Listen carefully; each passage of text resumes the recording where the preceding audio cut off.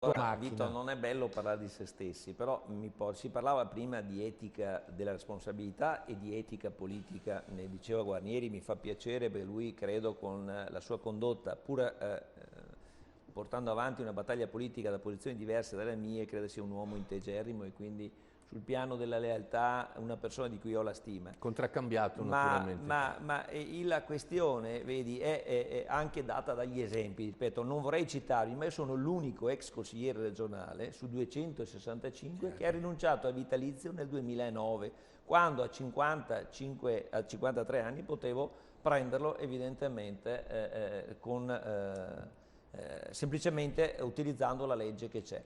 Non l'ho mai detto a nessuno. L'hanno scoperto i giornalisti l'anno scorso, neanche i miei compagni, di miei amici di politici e neanche alcuni miei familiari lo sapevano.